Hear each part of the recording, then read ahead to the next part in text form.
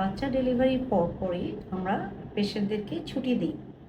ছুটির পরে আমরা কিছু উপদেশ দিয়ে মাকে বাড়িতে পাঠাই। সেই উপদেশগুলোর মধ্যে মা সংক্রান্তও থাকে, আবার বাচ্চা সংক্রান্ত উপদেশ থাকে। মায়েদেরকে আমরা বলি প্রচুর পরিমাণে বিশ্রাম নিতে, খাওয়া দাওয়া ঠিকমতো করতে, ব্যালেন্স ডায়েট, প্রচুর পানি খাওয়া, পুষ্টিকর খাবার খাওয়া, বাচ্চার খেয়াল রাখা।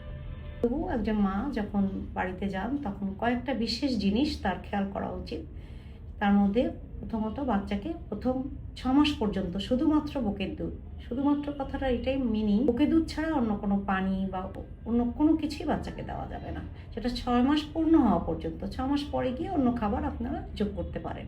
24 ঘন্টার মধ্যে বাচ্চাকে ভ্যাকসিন দিয়ে নিতে হবে, ভ্যাকসিনেশন কার্ড সংগ্রহ করতে হবে এবং মনে করে বাচ্চার বার্থ সার্টিফিকেটটাও হসপিটাল থেকে যাওয়ার সময় নিয়ে যাওয়া উচিত। অনেকক্ষণ ঘুমায়, 1.5 থেকে 2 ঘন্টা পর পর বাচ্চাকে জাগিয়ে বুকের দুধ খাওয়াতে হবে। বাচ্চার প্রসাব 4 থেকে 6 বার যদি দিনের মধ্যে করে তাহলে মনে করতে হবে বাচ্চা সুস্থ, এবং স্টুলও 10-12 করতে পারে, 12-12 করতে পারে। আবার দেখা যায় 2-3 দিনও স্টুল হলো না, এটার জন্য চিন্তিত হওয়ার কোনো কারণ নেই। আম্বিলিকাল কর্ড বা নাভির ব্যাপারে ডায়াপার পরালে নাভির নিচে পরাতে হবে এবং 7 থেকে 10 দিনের মধ্যে এই আম্বিলিকাল কর্ডটা খুব একটা টাচ করা বা অন্য কিছু দেওয়া যাবে না, এটাকে শুকাতে দেওয়ার সুযোগ দিতে হবে। এ কারণে বাচ্চাকে গোসলও করানো যাবে না।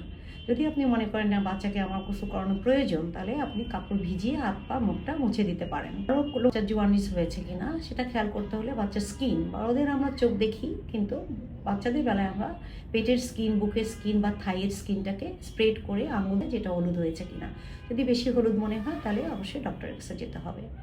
বাচ্চাকে কিছুক্ষণ রোদে রাখতে হবে, 10 মিনিট বা 15 মিনিট প্রতিদিন হালকা রোদে, যে সকালবেলা রোদটা এখানে রাখবেন। অনেক সময় আমরা দেখি না যে র্যাশ হয় গায়ে, এই র্যাশ যেটা ছোটো ছোটো দানা দানা লাল রং, এটার জন্য আমরা 7 থেকে 10 দিন দেখব, ওষুধ ছাড়াই র্যাশগুলো চলে যায়, কিন্তু আমরা অনেক সময় চিন্তিত হয়ে পড়ি।